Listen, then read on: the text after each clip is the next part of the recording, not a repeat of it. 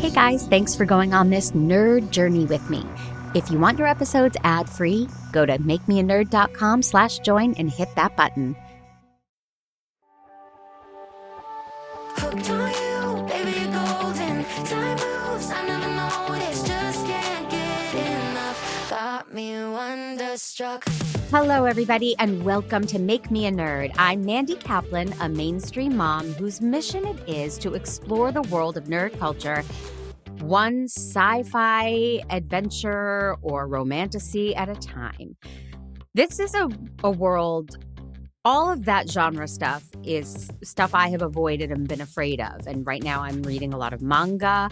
I'm diving in. I'm really trying it all. But Goonies is not something I was afraid of because I am a human being with a heart and a soul. So Goonies is something I saw as a kid and loved. I have loved my whole life.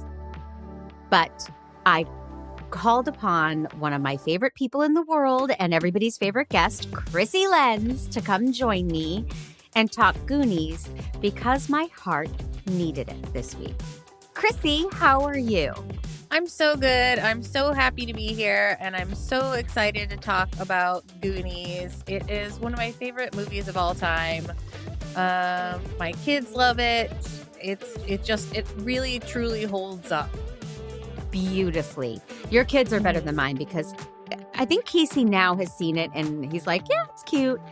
But I think I've told this on the podcast before. We tried it when he was maybe 10, really age appropriate. And when the body fell out of the freezer, he lost his mind and he was like, turn it off, what are you doing to me? And so he didn't really see it again, I think, until he was much older and with friends. Yeah.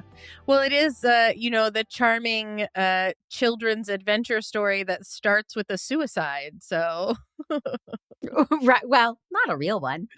A fake one, yes. And a fake suicide. But you forget that that's the beginning of the movie. Totally forgot. When you jump back in, you're like, oh, yeah. Right. So what do you remember seeing it as a kid? I mean, you are a self-proclaimed nerd. And this movie, Yes. in my humble opinion, this movie was not for nerds. This was for everyone with a pulse. I don't remember a time before seeing Goonies. It came out in 1985.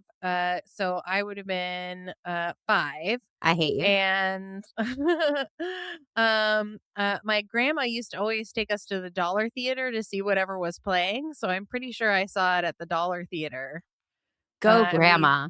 We'd sneak in candy from the Walgreens next door and really live it up, live like kings. I recently told a story that I snuck a whole large pizza into Mystic Pizza in high school. Oh, nice. That is bold. Thank you. A bold move. Thank you. I love coming up with crimes. That's a whole different topic. I love planning crimes. I don't execute them, but I love planning them. And this one I actually executed. Excellent. Yes. But the statute very, of very limitations has run out, so I'm in the clear. Yeah. How many times do you think you've seen Goonies? Oh, at least 50. Wow. Okay. I've seen it a lot. But I've seen it so many times that you like forget parts, and then you're like, oh yeah, I remember Data and his slick shoes and the pinchers of power and all that stuff. Yeah, so I've seen it bunch when I was a kid, bunch when I was a teen, bunch when I was an adult. I've taken Rocket, my 15-year-old, to see it several times whenever they do a revival screening at our local Majestic movie theater. I'll be like, they're doing Goonies again. We're going. And he's like, okay, Mom. But I can't resist it. We go every time. It really feels medicinal. And I don't think I'm overstating. As I referenced, I won't go into any detail and I will try not to cry, but I had a very bad week. And when I reached out to you, it was like, what can I do for my mentality and my well-being? And yes, I could easily just put on a good movie and watch a movie. But if I have to come up with talking points about it, it's it's a far more engaging time spent for me. So Mm-hmm. there are very few movies that I would have thought of to cure what was ailing me, but this is one of them. It's just Yes. full of hope and joy and humor and adventure, and I love it very deeply. So this is technically not Make Me a Nerd. This is listen to two ladies nerd out about Goonies. My favorite. Yeah. Okay. So the opening jailbreak is so old-timey and Mm-hmm. charming and Keystone Cops feeling, but I Mm-hmm. totally forgot about it. Yeah, it's always a shock when you're like, wait a minute, this isn't the kids and the truffle shuffle. This is craziness. And the music is so good too. It's all like bump bump bump bump bump bump bump bump, bump like cartoony. Yes. Um, I love it, and it's so but it's so like he's pretending to be hanged, and he is hung himself by a pipe in his waistband, but he only punches the cop once. Like he uses both of his hands together and like pop, and the cop just like crumples. It's funny to me because there's no real violence in that, which I love. Mhm. It's just they pull guns and then they use the gun to start a firewall instead Mhm. of to shoot at a person. So Mhm. I appreciate the lack of real violence and real threat. Yeah, it's very slapsticky. It's very vaudevillian in the way that they Yes. execute it, and they're so funny. All of the performers in this movie are so good. But I always remember Joe Pantoliano just being so silly. Yeah. And forever and the rest of my life, whenever I'd see him, I'd be like, "Oh, it's the guy from Goonies." Right. I have a weird crush on him. Oh, I always really? did. I thought he was Ooh, cute. Is that ooh la crazy? la. It's No, weird because no, he's Joey Pants. Like he's not yeah. a guy that you pine for. They flee the prison and there's a Hmm. police chase. Yeah. And this is how they introduce all our characters, is what they're doing during this police chase. And this is flawless character introduction. You Hmm. immediately know what each kid's personality is by their tiny introduction. Yeah, it's so cute. And like Chunk when he slams the pizza and the milkshake into the window and it just bursts all over him and he's like, "Oh, darn it." Uh that's one of my favorite moments when it's just like, and I'm like, "Oh god, who had to clean that window with pizza like smashed all milkshake smashed all over it." Oh god. Um and then Data, and he is using his pinches of power to pull a barrel towards him, but then he gets pulled towards the barrel. It's so good, and all the while it bump bump bump bump bump bump bump bump bump. It's such a clever way to introduce characters rather than, showing their yearbook pictures or I mean there are lots of opening credits that do stuff like this and I just thought Mhm. this was done to perfection. And then I wrote, wait a minute, why do I think this is a Spielberg movie? Because he did not direct this movie. He did not. It was Richard Donner, right? Yep. And he was there every day That's uh, on the that's what I set. want to know about. Yeah, So it he was a was. Spielberg movie, but he just didn't direct it. Mhm. Yeah, but he had his fingers in all of the pies, making it, I think, what it was, one of the many times that he lent his genius and made something much, much better. There's a funny story about Josh Brolin trying to be like a method actor and like saying to Steven Spielberg, "Do you think like the cave represents the womb and like by escaping the cave we're trying to be born again?" And Steven Spielberg was like, "No, just act, just do your thing. It's fine. Yeah. Don't worry about all that stuff." So I think he really put his thumbprint on it. And yet this was Josh Brolin's first Hmm. movie, right? Yep, his debut, baby Josh Brolin. Oh, they're all so perfectly cast and they're all so charming and they all have star power and it's Yes. exciting. There's no weak link. No, there's really no weak link, and when you, see them all as adults now too, you're just like, "Oh, they're all still, like, best friends, and they're all, like, really still so cute and fun," and, like, of course, some of them have gone on to monster success, and some of them are realtors now, but, it's just so great that they, really made connections, that stood the test of time. Well, I read that Corey Feldman and Martha Plimpton hated each other on set.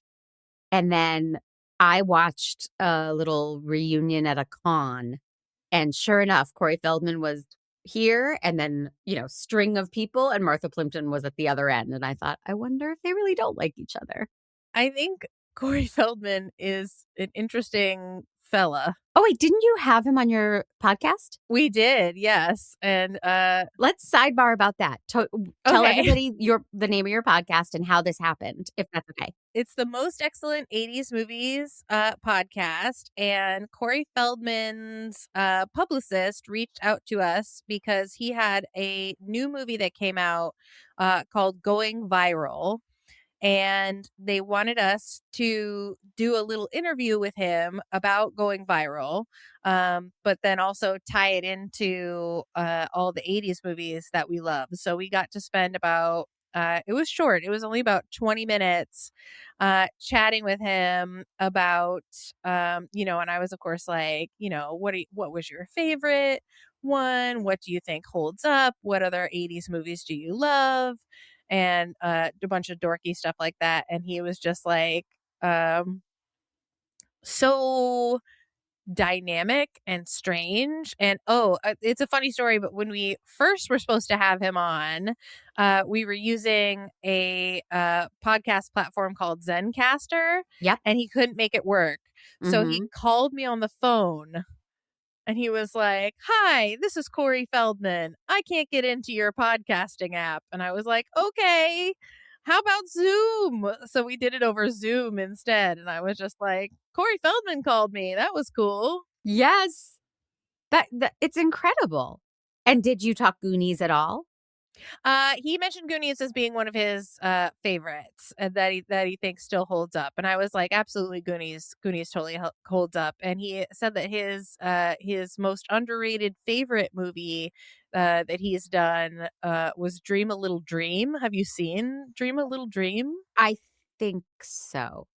It's bananas. Okay, maybe not. It's with Corey Haim and Corey Meredith Haim. Ballinger, right? Yes. Yeah. Uh-huh. But And they you smash say into it and each it's other in a backyard. familiar, but okay. And the woman gets lost in a dream state, and the old man goes into Corey Feldman's body. It's a body swap movie. Oh, then I don't think I've seen this. It's worth watching. Okay. It's no Goonies, Right. but it's worth watching to be like, what? What are they thinking? What? It scares me a little. Everything you just said scares me a little. I'm not sure why. Yeah, it's a little scary, but it's a fun so bad it's good watch. Yeah. Yeah. Well, I was so thrilled you got Corey Feldman. I think that's really freaking cool. Yeah, we loved it. It was such a special thing to get to do. Yes. Back to something special. The Goonies. Did you know it was Yeah. inspired by the Oregon coastal legend of the 17th century Spanish galleon that disappeared in 1693, known locally as the Beeswax Wreck? I did not know that. Yes. So up in that area, Astoria, Oregon, which one character at the end is like, I'm in Astoria. Like he pronounces it wrong, which is strange. Mhm. Troy's evil father. Yeah. But yeah, that's what inspired the idea that there could be a shipwreck in the neighborhood, right out your front door. Mhm. Mhm. I So- love that. I love the lore that they go into, and it's so beautifully explained that his dad works at the museum, and so he's got the rejected pieces from a retrospective that they did up in his attic. And that's why Mikey knows what they all are, and that's how they find the map, and that's why Mikey knows all about One-Eyed Willie, and it's so brilliantly laid out that way. And he's so good. Sean Astin is so freaking good. When he explains all of this, I think a lesser movie would have done it in voiceover, or a lesser movie would have shown us the history, like a little, Mhm. 5-minute sequence of One-Eyed Willie, and then it would have been like now in modern times and shown the kids on their bikes.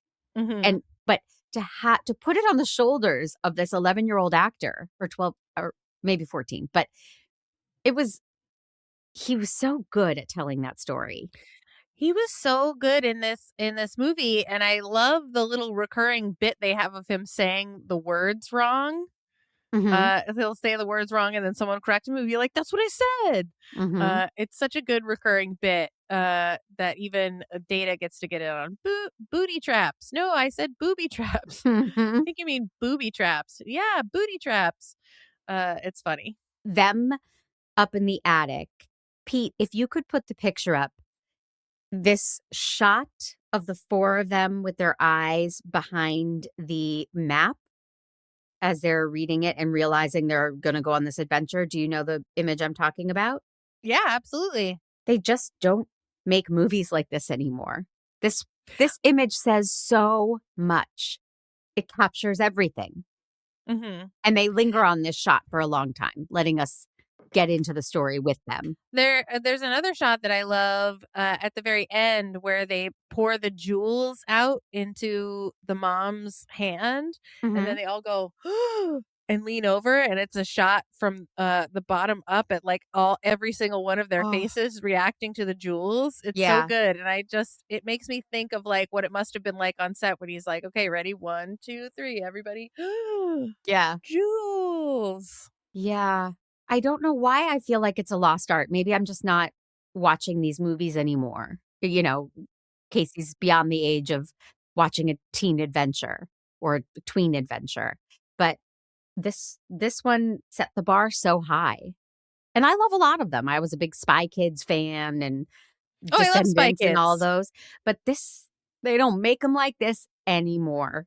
Yeah, this is a rare gem that just works on every level, including the fact that they say the S word over and over and over again 19 19 times. times.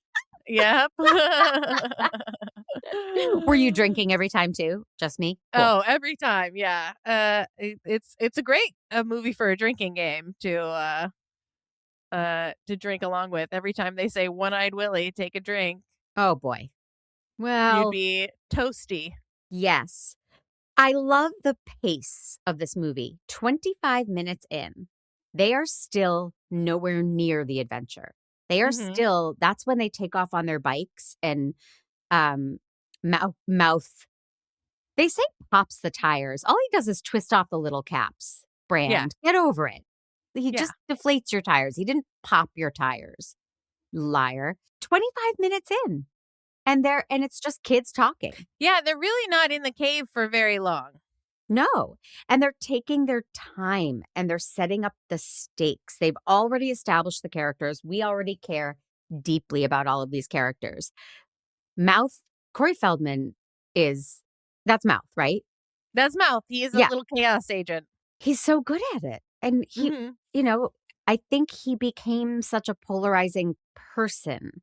And when he was dancing with Michael Jackson and all of that, I Mhm. lost the reverence that I used to have for him as a kid actor. He was Mhm. so good, just pure talent.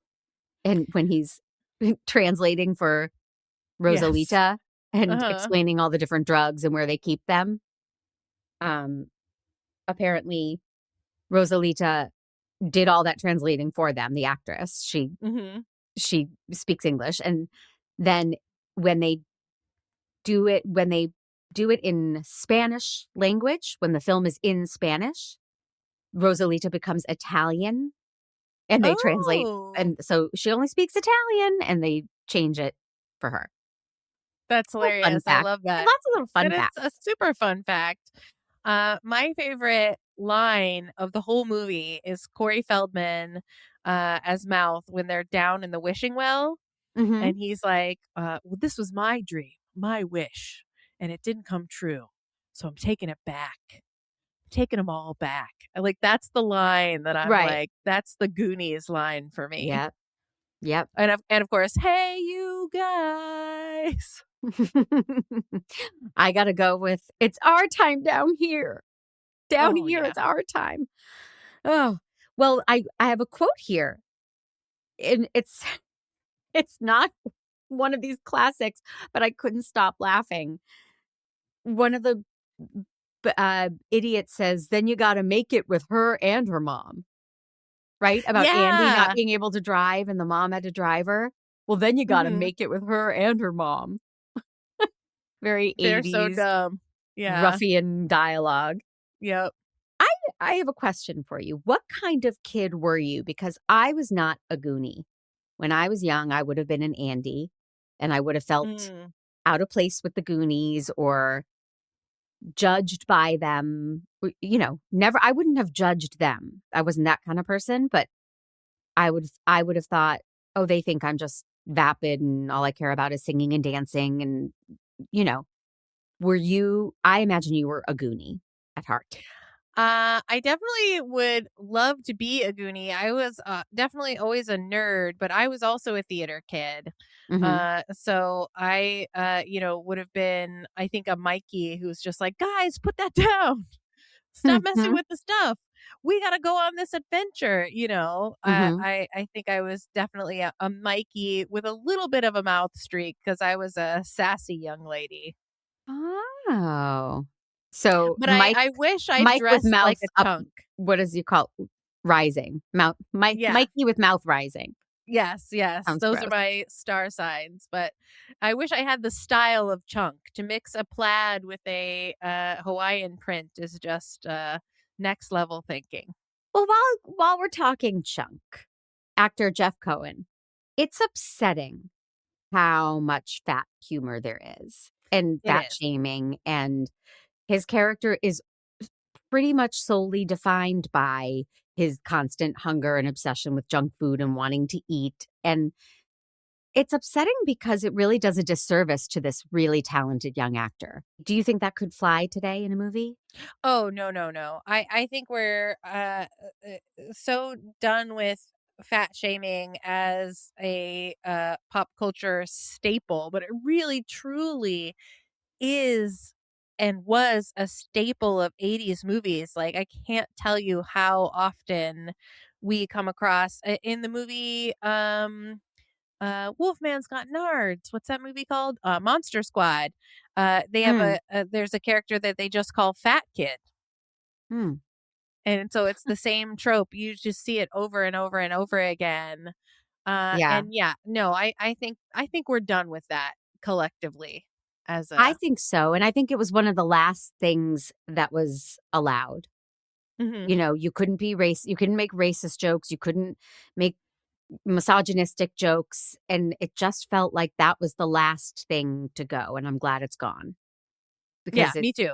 I just I felt no need for it. Chunk could have just simply been inept, a liar, over emotional, seeking attention, all of the things that Chunk is without Mhm. all of the jokes about food. Yeah, I agree. I agree. And it also like the stuff with the ice cream just grosses me out when it's all melty and it's getting all over their faces. Yeah. I'm like, Yeah. whoa. Well, the sequence, this is where Jeff Cohen gets the Oscar nod for me. When they say, "Tell us everything, kid." That speech where Hmm. he's like, "In third grade, I cheated off or whatever he did. Like, he was hilarious. Did he work beyond this? I know what he does now because I want to talk about that. But Not that I know of. I think this was kind of a one and done deal for him. I've never researched it, but I know that he like is one of the few that did not go on to stardom. well, he's very good looking now. I just saw a picture of him. So he did a bunch of acting, but he stopped in 91. But he has, oh, yeah, Marv Jr. on Family Ties. Oh, do you remember when the aunt and uncle come to stay and Marv Jr. Again, or he's a family friend? Again, fat jokes. It was all him eating. Oh, But yeah. so now Jeff Cohen is a very powerful entertainment lawyer. Oh, wonderful. He got, I'm going to mess up his name and I don't want to, who plays Data, Kihei Kwan. Kihei Kwan. He did the deal for Everything Everywhere All at Once. Hey, And I here come the love tears. that. In his Oscar speech, Kihei Kwan said, and to my Goonies forever brother, Jeff Cohen, for making this Oh, deal happen for me. I remember that. It's so beautiful. That was such a good Oscar moment. That whole Right? year was so special. The idea that they're still devoted to each other, helping each other out, and that Jeff Cohen, although he stopped acting, could be a part of something so major for his friend. Mhm. Oh, Mhm. I love I love it too. It's a gift that keeps on giving. it. This movie does. Except it gives a terrible gift to the sound team. They are all talking all at once through the whole movie. Yep. How did an editor scrub through this? Mhm. It's astounding. Mhm. That's the person I want to interview the most, I think. Yeah, First yeah, of all, yeah. they're all yelling. They yell every line through the whole movie, and most of the Mhm. time it's on top of each other. Yes. Yeah, well, it's gotta be when you have such a big ensemble cast and they're all kids, it's like that's the way kids really talk. They're really always yelling over each other and fighting to be heard amongst the chaos and the din. It feels really like real and relatable in that way. But yeah, what a challenge. I don't know. I tried to hear, but allegedly, when they have Chunk's hand in the blender, Mhm. you can hear Richard Donner laughing. They couldn't get it out of the edit.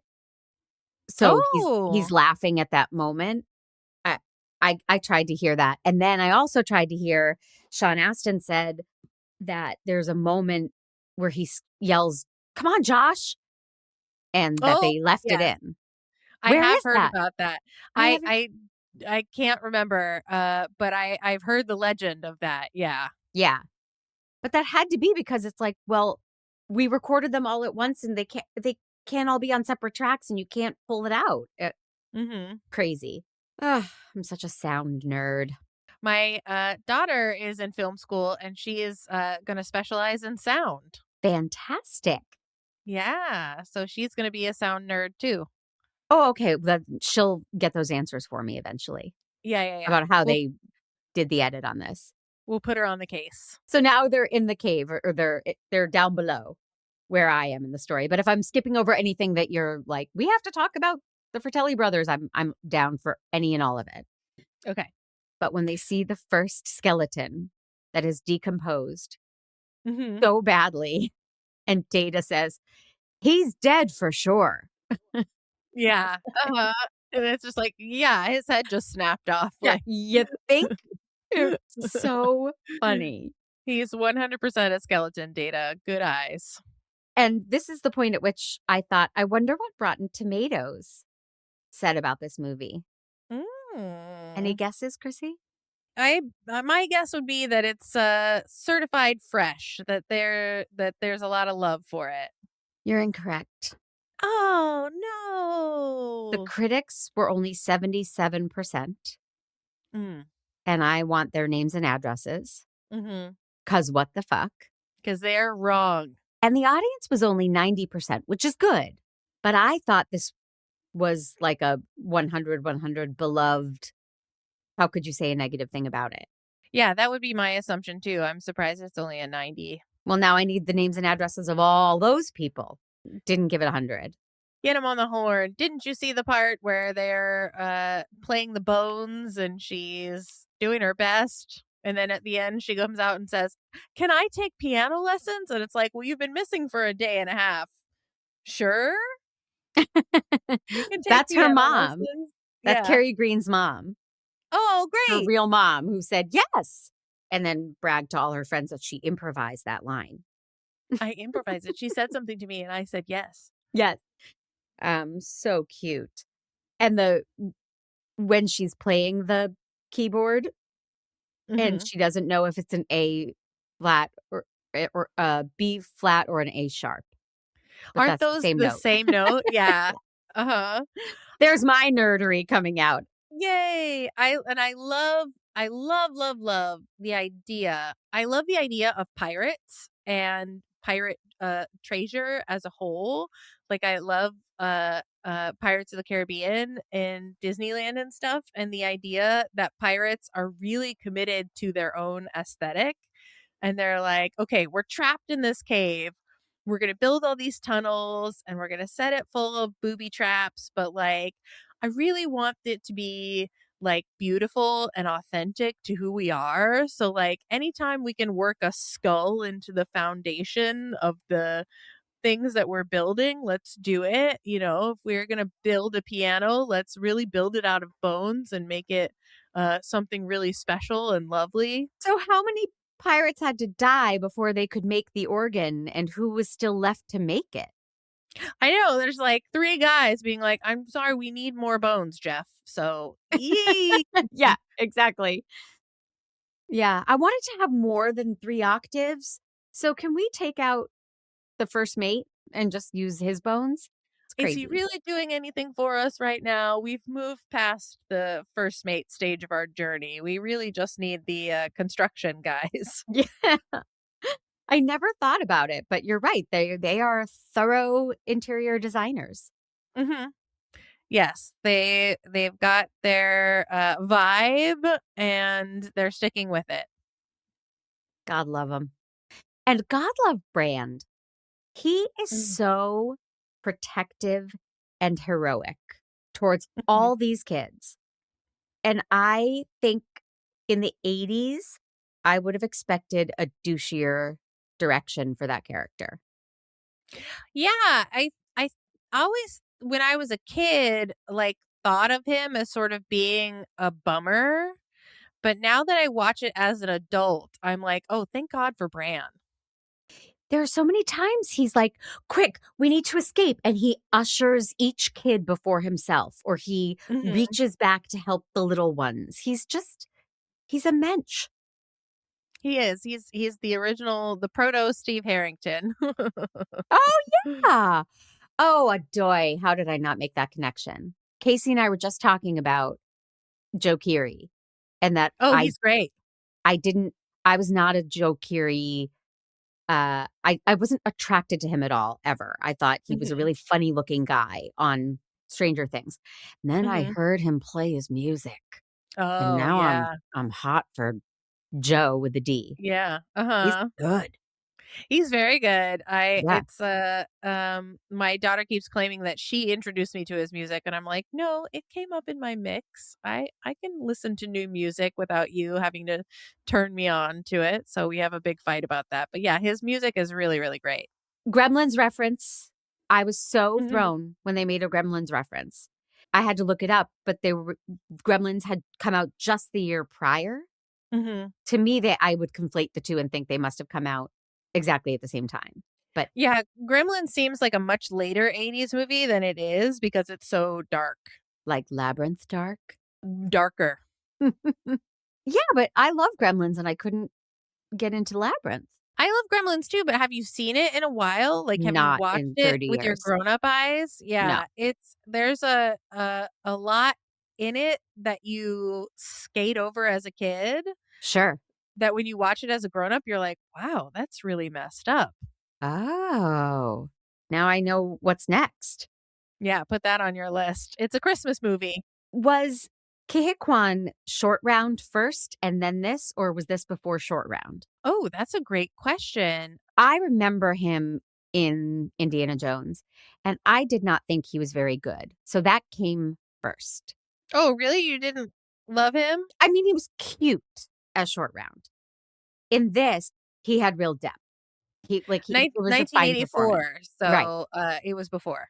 I thought he was very, very good in this movie, and Mhm. I don't think I thought that about Indiana Jones. Oh, I just loved him so much as Short Round. I just thought he was so funny and cool. Like, I looked up to him so much when he's like, you call him Dr. Jones, doll. It's like, yeah, yeah, you call him Dr. Jones, doll. I don't remember. I just remember him yelling a lot, and Yeah. and they made it more stereotypical. Data hmm feels like a more well-rounded character. Yeah, and the really sweet moment at the end where his dad, like, also has an invention that falls apart, and he's Yeah. like and then Andy's like, "Oh, he's just like his dad. They're so sweet together." Like, oh, I love that part. And they kiss. The dad Mhm. gives him a big kiss, and oh, I loved it. Okay, while we're in an emotional place, I'm gonna see if I can make you cry. You ready? Okay, yes. Fun fact, Pete. Oh, wow! Thank you. Though they were divorcing at the time, Patty Duke says she and John Aston held hands and sobbed through the entire film when they saw it for the first time. Did you know that? I did know that, and I love it so much, and I watching this as a parent and just seeing how vulnerable Mikey is and how sweet he is, and that scene where he's like, "Oh, how long were you guys standing there?" And Brand's like, "Long enough, Mikey. Long enough." It's it's just so good, and he like all these little asides like, "We're coming, One-Eyed Willie. We're on your tail now." Like, so good. It's such a beautiful performance and such a beautiful movie. And the idea that it brought this divorcing couple together out of sheer love of their son. Mhm. Because Beautiful. I got to tell you, Krissy, between you and me, my parents wouldn't have held hands for any reason after they were separated. There was nothing that would have made them push aside their differences, Mm. for 2 hours or a minute. So we're at One-Eyed Willie, and we Mhm. we see a lot of him, Yeah. and his teeth are so huge. Is that what all our teeth would look like without our gums? Is that what it Yeah, is? your outside bones, like, "Arr." Ah!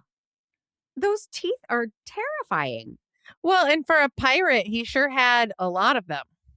right? Yeah, they did not have toothpaste, no fluoride.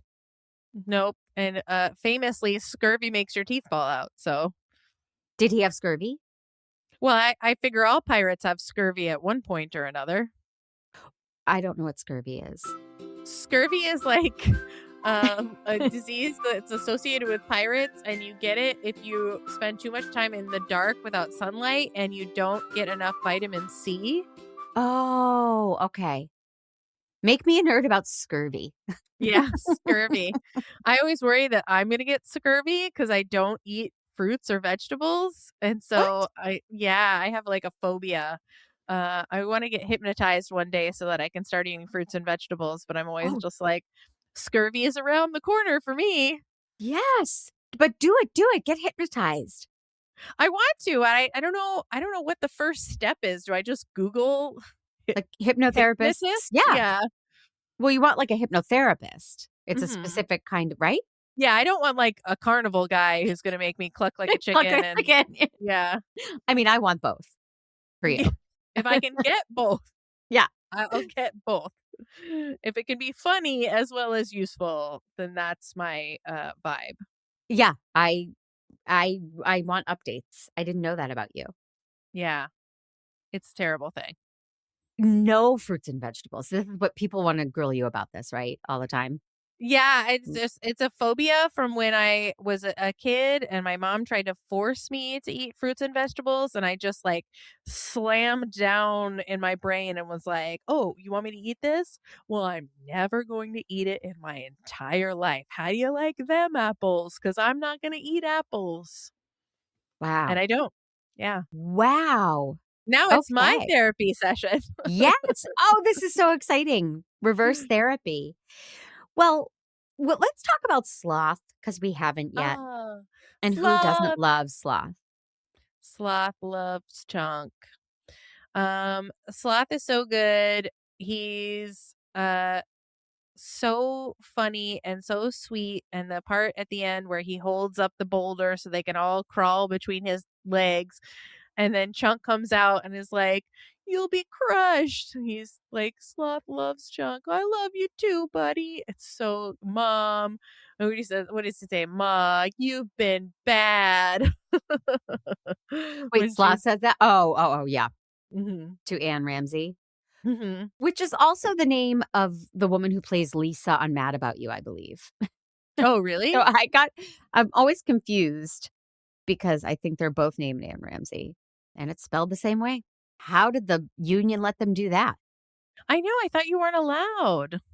Well, when I went to get my union card, I'll never forget it because you go to this office and this was way, way back in my 20s. And I was so excited and I had my checkbook because you have to give them a hell of a lot of money just for the privilege of joining the union. And I thought, I hope they say, oh, the name Amanda Kaplan is already taken. You have to go hmm with something else. Because I was going to just say Amanda Spielberg No, and just see where it nice. got me. Unfortunately, they said, nope, we don't have one. You're good. And I am forever Amanda Oh, Kaplan for that. and all your plans were dashed. I don't benefit from nepotism at all. Ugh, Hate my stupid family. But where did heartbreaking. Sloth get the pirate hat at the end? Like he comes in with a new outfit and props, Oh, yeah, costume that's pieces a and props. really good question. Is this not based on a true story? Yeah. That's I the was one like, part that's not feasible to me. where does he not steal it from a pirate on the pirate ship? Could that be where he Maybe, but gets it? it looks brand spanking new, and he's wearing a Superman shirt, and I just feel like he had A glow up? renaissance, a glow up, perfect, a sloth glow up. He just needed someone to believe in him. Don't we all? We all deserve a chunk.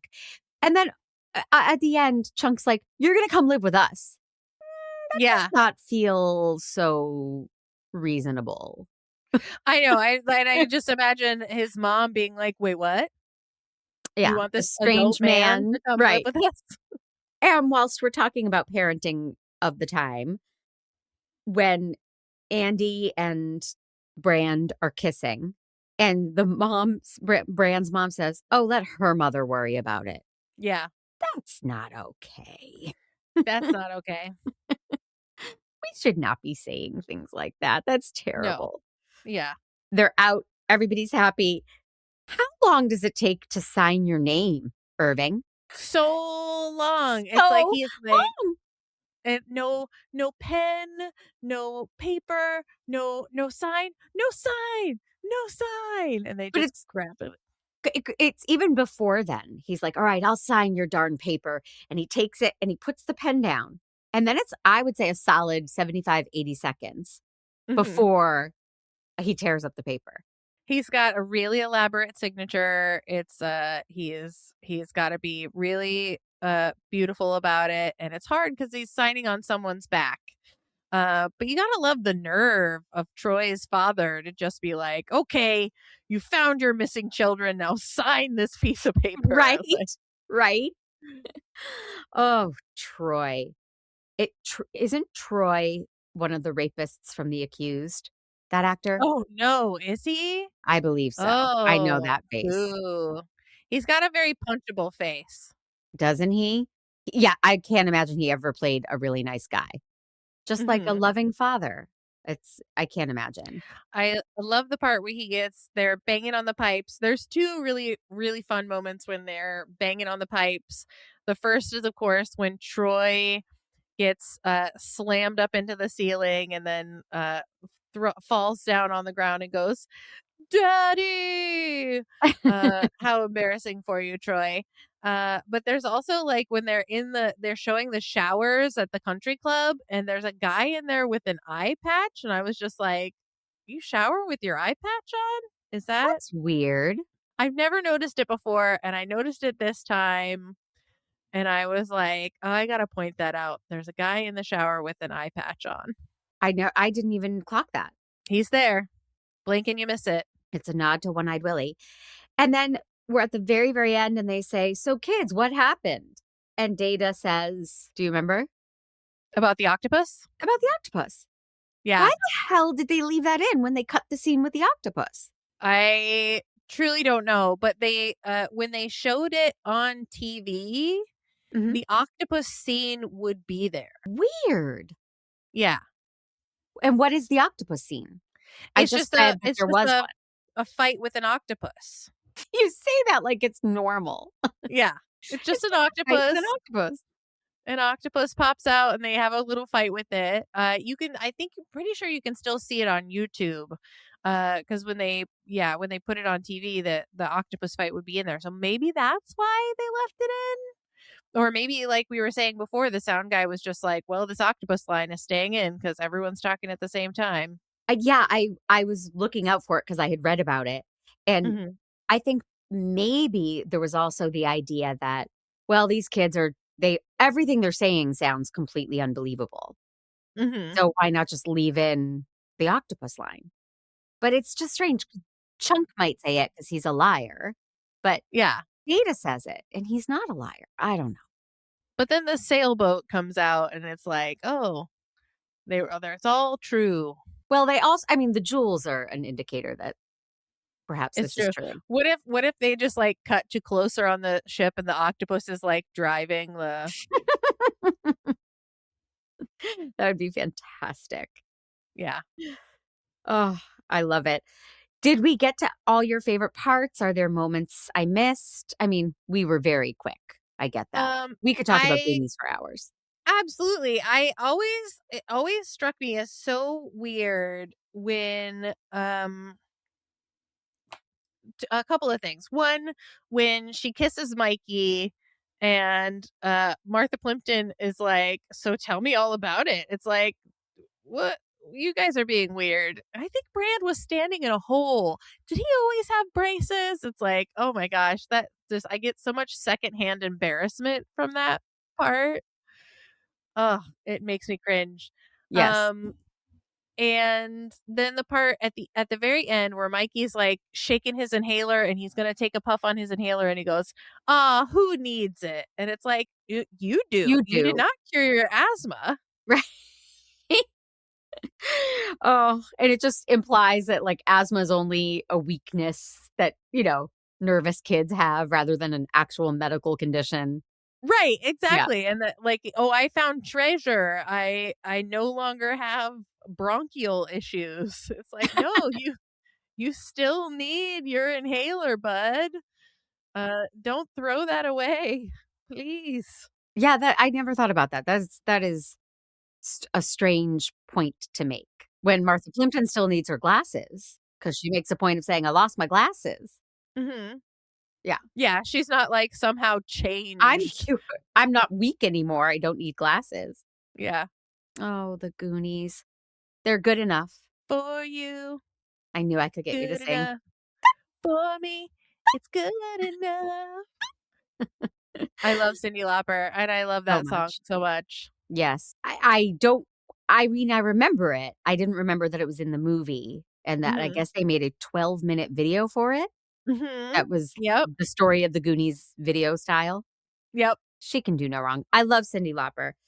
Oh, except I don't like Kinky Boots, so she can do wrong. Oh, I've never seen Kinky Boots, so I don't know if I love it or Okay. not. Well, I have a little trivia, some Goonies trivia, which you have already answered several of them correctly. So this is going to be easy breezy. So we're going to end the episode with my trivia questions. But first, I'm going to tell everybody that Make Me a Nerd is a production of True Story FM, engineering by the peerless Pete Wright. My theme song is Wonderstruck by Jane and the Boy. And I need to keep this journey going. So if you will all be so kind as to hop onto Apple Podcasts and leave a review, comment, ask questions, suggest what I should take in next. I'm open to it all, and that helps more people find it. And if you're feeling really supportive, please go to makemeanerd.com/join. Hitting that button will get you your episodes ad-free and early, and my eternal gratitude. Krissy Lenz, where can everybody find you?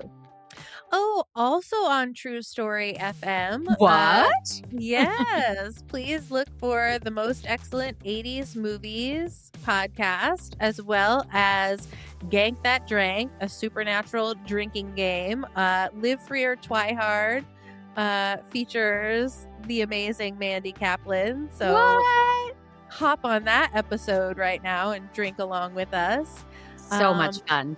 So much fun, and we love it. And this upcoming season is going to be the final season of Gank That Drank. So get on board with us so that we can ride this thing into the sunset, baby. But then, is there another series you can do? We're debating. We're looking. I'm looking at Buffy, Yes. possibly the X-Files. Okay. I support it all.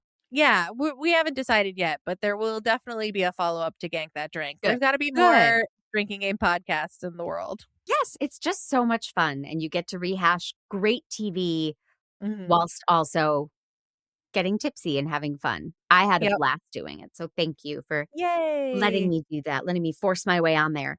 Oh, we loved it. Well, I'm down to come back. I'm such Okay. a podcast whore. Any podcast, anytime. So you have already answered some of these, but I pulled just a few trivia questions, and I didn't want to get down to like the nitty gritty of what's on the wall behind his head in that split second. That's not fun to me. So these are pretty basic. Here we go. Okay. What dots the I in Goonies on the title screen? A skull. What is Mouth's real name? Let's see. Chunk's name is Lawrence. Mouth's name is Clark. Yes. Yes, I thought I had you. What does Jake Fratelli's prison note call the cop? Oh, is it bonehead? It is not. No, I don't know that It one. is the Yiddish word for bonehead, schmuck. Oh, Which schmuck. is strange from Fratelli. What is the make and model of the Fratelli's ORV? Oh, I don't know, but Chunk says it a bunch of times, right? So I should With know. bullet holes. With bullet holes the size of matzo balls. Nope, don't know that one. Jeep Cherokee. Ah, You already answered this. What is the name of Chunk's dance? the truffle shuffle. Yeah. Yes. What color is Brand's bandana? It's red. It sure is. What's the name of the local paper? Oh man, they show it for so long too. You'd think I would have ever looked at it. The Astoria Insider. The Astoria Ledger. Ledger. Oh. And lastly, what is the year on the map and the doubloon? 1883. 1632. Oh man. Oh, Krissy. Ending on a low note. Yep, I failed. It's because I have scurvy. You really, I can't imagine you don't. Yeah, I definitely do. Oh my gosh. Okay, well, we'll do medical updates on future episodes. Thank you so much for being here. I adore you. I needed this. You light up my life, and I'm so grateful that you did this. I am so grateful that you invited me. What a treat to get to do this with you. I will come on and talk about anything with you anytime. Okay, so let's just press stop and then record again, and we'll start talking about a different 80s movie. Okay, perfect. Okay. I've seen them all. Thank you, everyone, for listening. Check out Krissy on the Most Excellent 80s Movie Podcast and Gank That Drank. And until next time.